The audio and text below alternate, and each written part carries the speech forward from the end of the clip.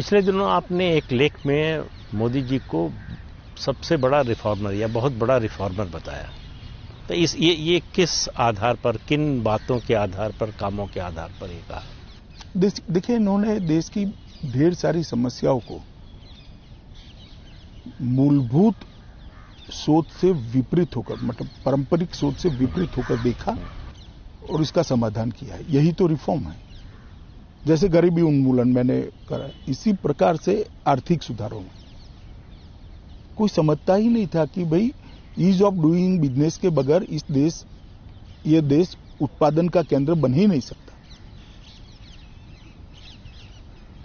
इस देश के 60 करोड़ लोग अगर देश की अर्थव्यवस्था से नहीं जुड़े, बैंक अकाउंट ही नहीं है, तो इस देश की 100% ऊर्जा का उपयोग हो ही नहीं सकता। तो इसके लिए इन्होंने रिफॉर्म करे और ढेर सारे रिफॉर्म करे।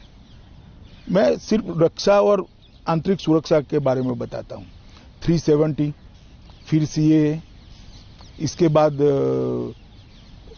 उत्तर पूर्व के अंदर आतंकवाद को खत्म करने के लिए ढेर सारे समझौते, ब्रू पुनर्वसन, कार्बी आंगलोंग समझौता, शांति बोडो समझौता, नक्सलवाद पर नकेल कसने के लिए एक मल्टी डायमेंशनल रणनीति का इंप्लीमेंटेशन करना। हर क्षेत्र में उन्होंने, सुरक्षा के क्षेत्र में, आर्थिक क्षेत्र के अंदर, सामाजिक न्याय की दिशा में ढेर सारे परिवर्तन किए और समाज कल्याण की दिशा में भी, गरीबी उन्मूलन की दिशा में भी बहुत सारे इसी प्रकार से कृषि को प्रायोरिटी देना, मैं मानता हूं ये देश के लिए बहुत बड़ा रिफॉर्म है।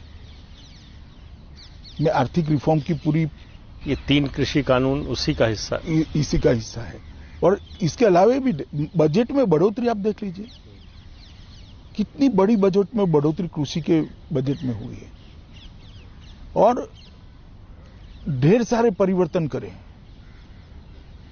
और मैं मानता हूं आर्थिक सुधारों को मैं इसलिए बताना नहीं चाहता कि बहुत बड़ी सूची है उसमें, बैंकिंग से लेकर एफडीआई पॉलिसी से लेकर जीएसटी से लेकर, लेकिन मेरा अगला सवाल इसी पर है। कॉर्पोरेट टैक्स को घटाने से लेकर इंश्योरेंस, डिफेंस, एफडीआई का परिवर्तन कर ऑर्डिनेंस फैक्ट्री बोर्ड को उसका कॉर्पोरेटाइजेशन कर और सहकारिता मंत्रालय के गठन तक ढेर सारे, नोटबंदी ले लीजिए, जीएसटी ले लीजिए। आज आपको अगर रिफंड लेना है तो कोई इनकम टैक्स ऑफिस में या कोई लॉयर की जो आपके अकाउंट में वो आ जाएगा भी। आज आपका इनकम टैक्स असेसमेंट कहाँ गया है आपको भी मालूम नहीं। आपका कोई लॉयर, सीए आपसे अब कह नहीं सकता इसको मैनेज करना है, लाइए इतने रुपये, वो ऑटोमेटिक होकर आप पर ही मिल आ जाएगा और आपका असेसमेंट हो जाएगा। इस प्रकार की ढेर सारी व्यवस्था है। कंपनी रजिस्टर करनी है तो कहीं जाने की जरूरत नहीं, ऑनलाइन ही कंपनी अब रजिस्टर हो जाती है। आप एक नाम डालोगे तो 3 दिन में जवाब आएगा कि नाम तो ऑलरेडी रजिस्टर है, दूसरा नाम लाइए।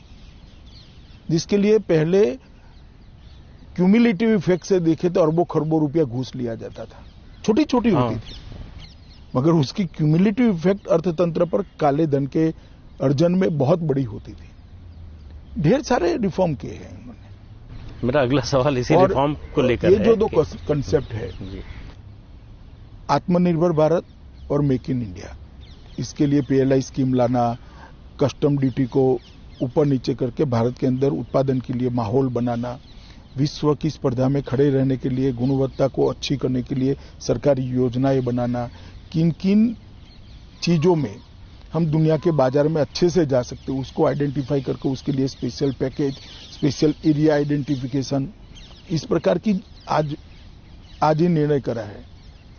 एप्पल पार्क का, टेक्सटाइल पार्क का, बहुत बड़े टेक्सटाइल आज कैबिनेट में निर्णय हुआ है। इस प्रकार से इससे हमारा कृषि भी बढ़ेगा, रोजगारी भी मिलेगी और एक्सपोर्ट भी बढ़ने वाला है। ढेर सारे रिफॉर्म मोदी जी ने